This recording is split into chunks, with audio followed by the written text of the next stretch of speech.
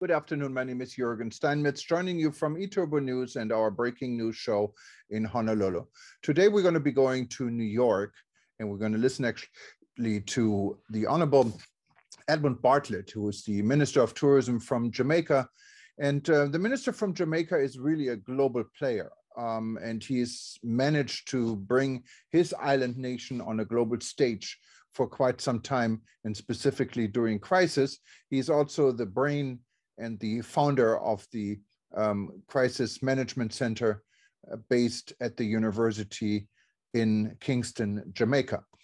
Mr. Bartlett will explain to the United Nations today the role of tourism has in employment and many other factors for his island. What is quite unique, because usually tourism players are not addressing the United Nations, they're addressing the UNWTO, the World Tourism Organization, what is a specialized agency for the United Nations. But today, Minister Bartlett was able to address the full audience of the community of nations in New York. The welfare of our tourism workers.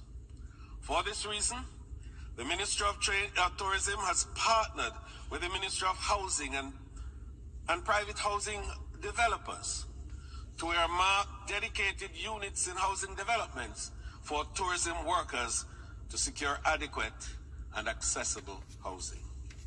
We also recognized the need for critical labor market reforms in the industry to enable the tourism sector to be more attractive for the required skill sets in the recovery.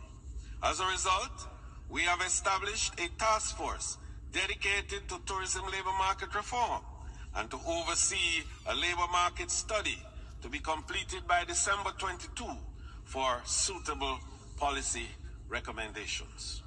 Also, while in New York, he met with the Minister of Tourism from Saudi Arabia, who is another really global player and has been instrumental in helping the travel and tourism industry around the world to go through the crisis. Of course, Saudi Arabia has money, and money was wisely spent not only on the domestic tourism industry in the kingdom, but also benefiting the global community altogether. And today, Jamaica and Saudi Arabia, not surprisingly, signed an agreement on working together on sustainable tourism and several other factors. Minister Bartlett will explain and listen in. Thank you. The importance of this agreement is signaling the first collaboration between a country from the Middle East and the Caribbean country on tourism development, tourism strategies, and sustainability and resilience arrangements. This important agreement that brings a mature destination such as Jamaica with a new tourism destination such as the Kingdom of Saudi Arabia is going to be critical in the value of exchanging important best practices and very useful guidelines that can benefit both countries. The resources available to share in sustainability strategies and action, as well as resilience and the building of capacity for countries such as Jamaica that are least resourced to manage the vulnerabilities they face, is going to be critical also.